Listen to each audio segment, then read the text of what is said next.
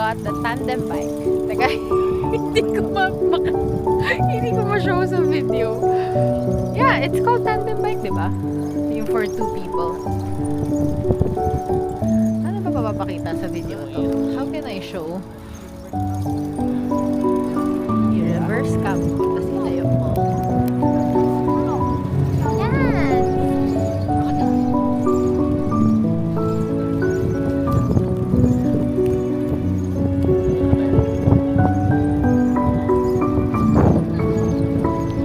Kaya pala yung nagaganito. May selfie stick siya. Tayo walang selfie stick. Para na ako naging surveillance camera lang. si Bey na yung nagbabike tsaka nagnanavigate. Ako na CCTV. Yan, meron din parang family. They call it family bike. So this one, we rented. It's 6,600 Korean won per hour. So this tandem bike. Maya, I'll show you the one dun sa may river area. Ciao! Nagpapedal ako. Nagpapedal ako. Proof, nagpapedal ako. There. Yan.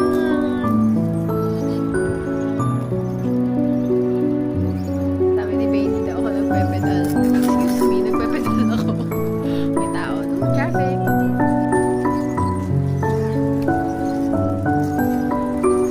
Floating restaurants, I think.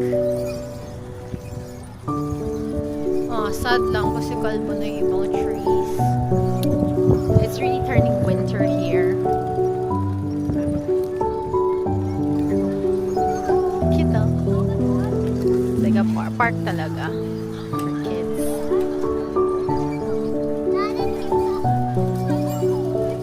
Family bike.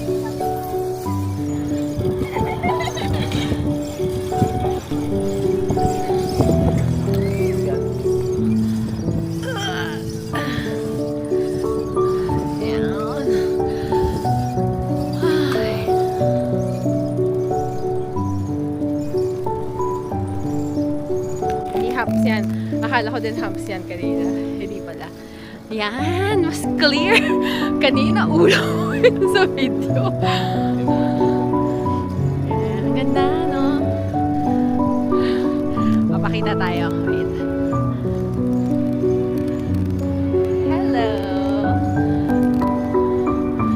Yan. It's so nice. Clean. Safe.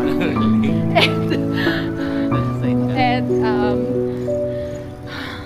nakakapagod though. And Tiring, very tiring. Tsaka noong una, we were biking, parang dire-diretso lang kami. Walang katapusan. Sobrang haba. So nag-U-turn na kami. So nag-U-turn kami yun. Nag-switch na kami ng place.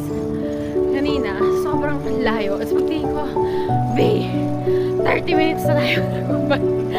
So, kailangan natin bumalik. So, ngayon, yan. Pabalik na kami. Ang ganda, diba? Can you see? So nice. So, yan. Pabalik na kami sa renta namin. Okay? Let's reverse again. Yan, kita ko muna.